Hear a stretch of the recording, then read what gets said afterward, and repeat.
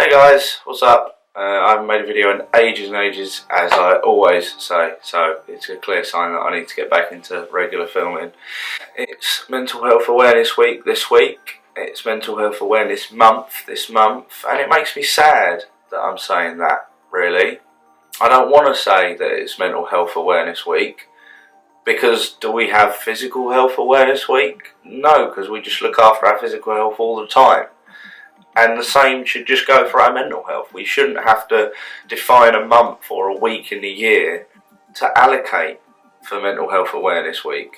Everyone should be aware of their mental health. And I know that this is a really turbulent time in the UK right now, especially, well, the world is a turbulent time at the moment, but in the UK with the elections and all of the manifestos shouting mental health this, mental health that, and promises being made here or there.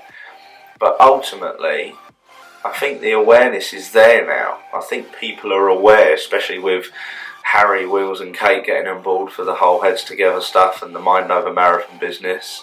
The awareness exists, but we haven't got any means to deal with the problem. The crisis is an epidemic now, especially in young people. It isn't getting easier to deal with, it's just getting progressively worse.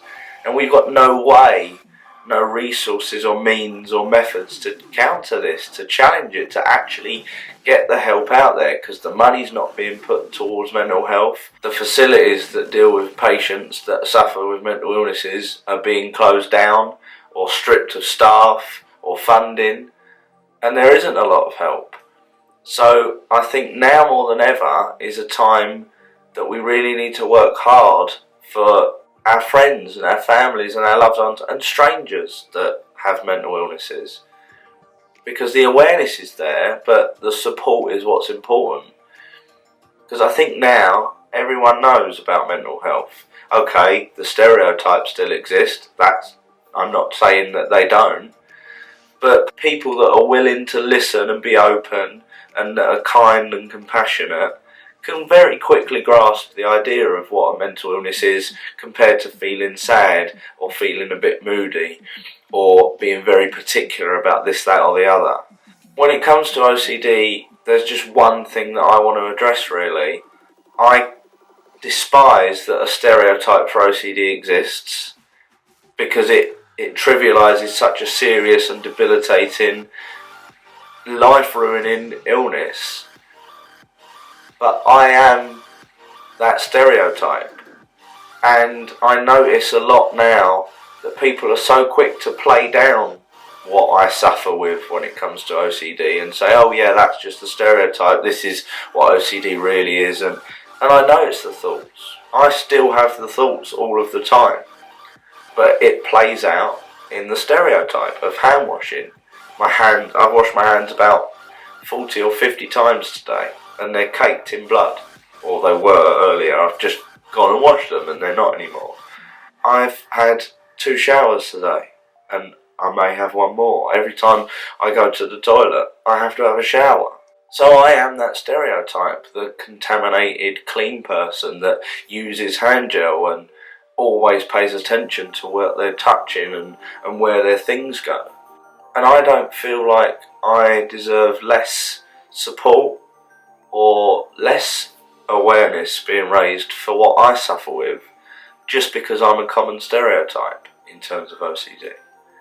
And I think a lot of people that suffer with contamination OCD are in the same boat, because we get that OCD is so vast in the ways that it portrays itself and manifests itself in individual people. But young people that suffer from contamination OCD deserve just as much care as someone that suffers from any OCD that shows itself in a non-contamination based way.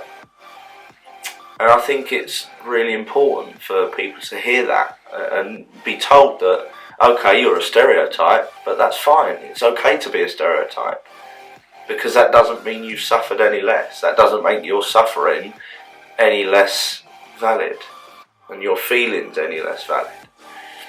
So it's great that it's Mental Health Awareness Week, because again, it's sparking the conversation, but it makes me sad, because it should be all the time. So if you've got a mental illness, or you know someone that has one, you know the whole we're the 1 in 4, just talk to them. Reach out. Talk to your friends if you feel like you can. If you can't ring Samaritans, if you can't ring text, if you can't text email, if you can't do that, talk to someone anonymously online on Twitter. But you're not alone. You're the 1 in 4. Look around you in the room that you're in if you're in a room of people. Count them. There are people in there like you and me that have got mental illnesses. And just like cancer was the big C back in the day and it's the 1 in 3, we're the 1 in 4. We're not alone. You're not alone, sitting at home, sitting wherever you are, in Costa or other coffee chains are available watching this. So don't be afraid to speak out. Don't be afraid to demand to be shown some care and respect and deserve to be treated fairly, because you do. And it's great, but it's sad. So take care of yourselves this week. Take care of your loved ones and your friends and strangers. Be kind. Just be empathetic and compassionate. Smile at someone, and if you don't feel like smiling, don't be hostile or don't be dismissive. And just be nice, and don't share negativity, and don't comment on something if it's just going to be a nasty or a spiteful comment. Big people up. Give them support and love. Make them feel confident. Because it's the tiny little rays of hope that we get in our days that can sometimes just keep you going till the next one. So take care of yourselves, take care of your friends and family and loved ones and strangers, and keep talking about mental health. Even though we need to do more for mental health, talking's never going to hurt. Adios.